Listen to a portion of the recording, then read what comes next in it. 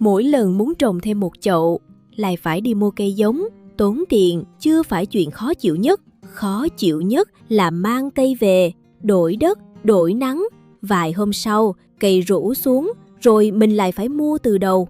Trong khi có 10 loại cây quanh bếp và ngoài vườn, chỉ cần xin được một đoạn cành khỏe là đã có thể bắt đầu. Nhưng các bác đừng cắm cả 10 loại theo cùng một cách. Có cành nên vào cốc nước, có cành phải xuống giá thể, có cành lấy non quá là hỏng. Hôm nay, cô ba sẽ đặt từng loại vào đúng chỗ của nó. Trên bàn cô ba chia sẵn 3 khu: cốc nước cho cành mềm, khay giá thể ẩm cho cây cần bóng râm và chậu sâu hơn cho cành gỗ.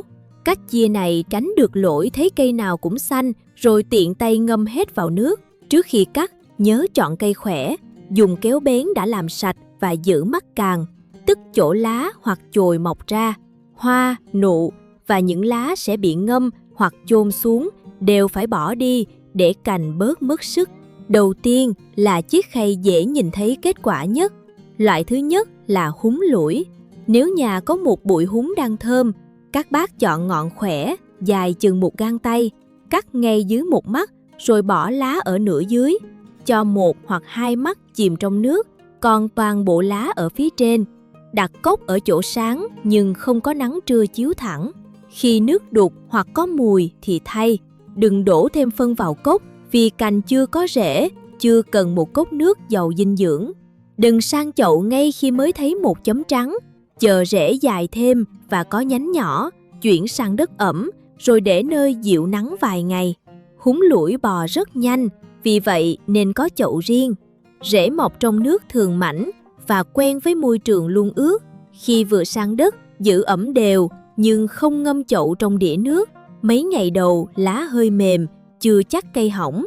Điều cần tránh là vừa đổi từ nước sang đất đã đem phơi nắng gắt. Cốc thứ hai dành cho húng quế. Chọn một nhánh non nhưng đã đứng thân, dài khoảng 10 đến 15 phân và chưa có bông. Cắt dưới mắt, bỏ lá dưới, giữ vài lá trên ngọn rồi cắm vào nước. Nếu nhánh đã ra hoa, cành vẫn có thể sống, nhưng sức của nó đang dồn sang hoa và hạt. Lấy một nhánh chưa trổ sẽ thuận hơn. Trong điều kiện ấm, cành có thể bắt đầu ra rễ sau khoảng 1 đến 2 tuần. Húng quế có vòng đời ngắn, nên đừng lấy cành từ bụi đã già và trổ hoa liên tục. Hãy nhân lúc cây còn sung, lá thơm đúng ý. Loại thứ ba là rau muống. Một bó rau mua về, đôi khi vẫn còn những đoạn thân tươi, mắt rõ và chưa bị dập. Các bác chọn phần thân khỏe, cắt thành đoạn có 3 đến 4 mắt, bỏ lá ở những mắt phía dưới, rồi cho vào cốc nước hoặc cắm thẳng vào đất ẩm. Nếu dùng nước, chỉ ngâm phần thân, đừng để lá chìm vì lá mục sẽ làm nước nhanh hỏng. Rau muống bén khá nhanh nhưng không nên để trong nước tù đọng bẩn. Khi chuyển ra thùng, dùng đất tơi, giữ ẩm đều và cho cây làm quen với nắng. Từ vài đoạn thân, mình có thể gây thành một thùng rau để cắt ngọn nhiều lần. Bên cạnh rau muống là loại thứ tư, dây khoai lang. Đây là đoạn dây nhiều bác cắt bỏ khi tỉa chậu, nhưng mỗi mắt trên dây lại có khả năng cho rễ. Chọn đoạn khỏe, dài khoảng 15 đến 30 phân, bỏ lá ở phần gốc, giữ vài lá trên đầu.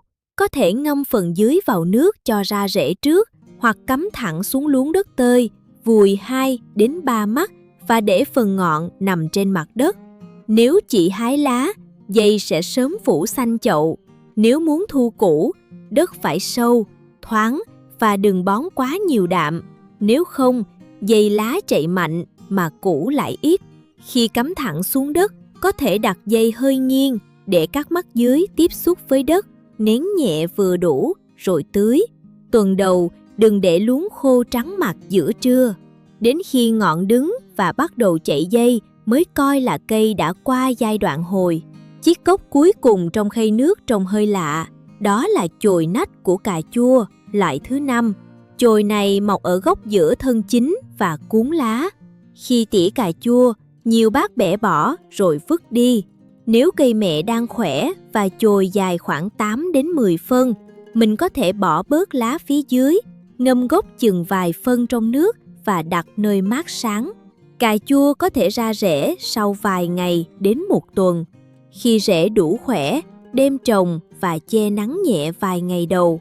Nhưng cây mẹ đang xoăn lá, héo hoặc đốm bệnh nặng thì không lấy chồi, vì mầm bệnh có thể theo cành sang chậu mới. Rời khay nước, cô ba chuyển sang khay giá thể ẩm. Hai loại ở đây đều quen mặt trong bữa cơm Việt, nhưng không thích bị phơi nắng khi chưa có rễ. Loại thứ 6 là lá lốt. Chọn một đoạn thân khỏe, có 2 mắt rõ, bỏ lá dưới. Nếu lá trên quá lớn, có thể cắt bớt phiến lá để giảm thoát nước. Cắm ít nhất 1 mắt vào giá thể sạch, thoáng và đã làm ẩm. Đặt dưới mái hiên hoặc nơi có ánh sáng dịu. Lá lốt vốn ưa môi trường ẩm và có bóng che, nhưng ẩm không có nghĩa là chậu sũng nước. Gốc bị ngâm bí lâu ngày vẫn có thể thâm và hỏng. Một cốc nhỏ có nhiều lỗ thoát sẽ dễ kiểm soát hơn chiếc chậu quá lớn chứa đầy đất ướt. Giá thể quanh cành chỉ cần được làm ẩm trước, tưới thêm khi mặt bắt đầu se lại. Không tưới theo giờ, bất kể đất còn ướt hay khô. Với lá lốt, đừng kéo cành lên xem, chờ khi cành đứng vững, mắt mới chuyển động hoặc sờ nhẹ thấy có độ bám rồi mới tăng nắng sáng. Nếu cây mẹ có nhánh bò đã mang sẵn rễ ở mắt, lấy đoạn ấy còn thuận hơn. Loại thứ 7 là rau ngót. Đây là cây đáng để sinh cành vì một bụi khỏe có thể cho lá trong thời gian dài. Chọn phần cành khỏe, đã hơi cứng nhưng không khô già, giữ khoảng 4 mắt. Cắt bớt phần lá phía dưới rồi cắm vào chậu sâu vừa phải, để 1 đến 2 mắt nằm trong giá thể. Tưới cho đất ôm quanh thân, sau đó đặt chậu ở nơi sáng dịu, tránh mưa xối và nắng gắt trong thời gian đầu.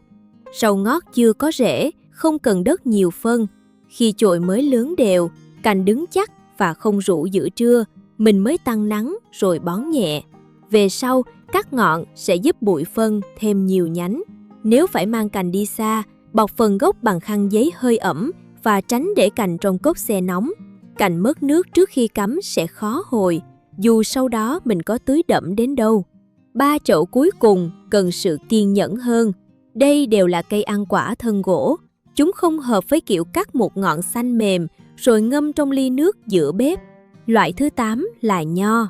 Cành dễ thao tác, thường là cành đã trưởng thành trong mùa trước, thân cỡ chiếc bút chì và đang ở giai đoạn nghỉ hoặc chưa bật chồi mạnh.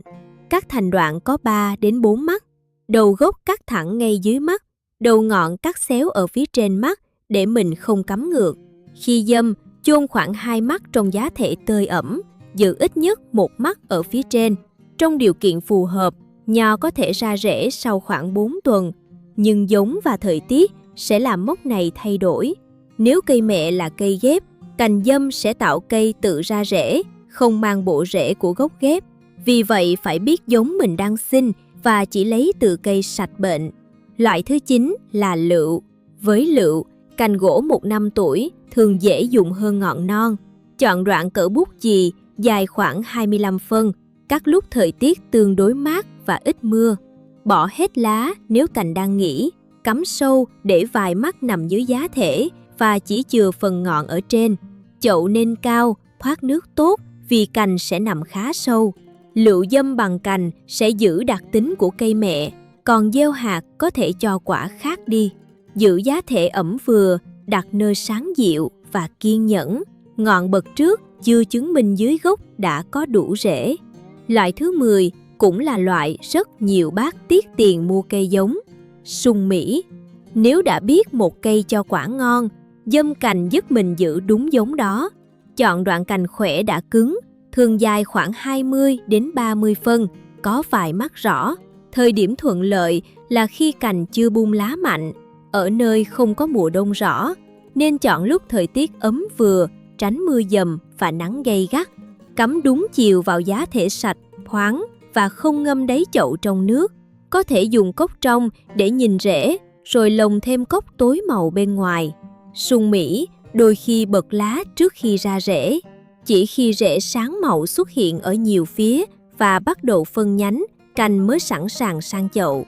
Nhìn lại chiếc bàn, 10 loại cây nhưng chỉ có 3 cách sắp xếp.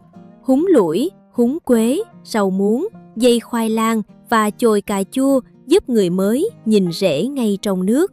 Lá lốt và rau ngót cần một khay giá thể ẩm, có bóng che. Nho, lựu và sung Mỹ cần đúng loại cành gỗ cùng nhiều kiên nhẫn hơn. Tiết kiệm không nằm ở việc nhặt thật nhiều cành về cắm, mà ở chỗ lấy đúng một đoạn khỏe và đặt vào đúng môi trường. Sau một thời gian, những chiếc cốc nhỏ có thể thành chậu rau, giàn dây và cây ăn quả, mang đúng đặc tính mình đã chọn. Các bác đang có cành nào? Hãy bắt đầu với đúng chiếc khay của nó.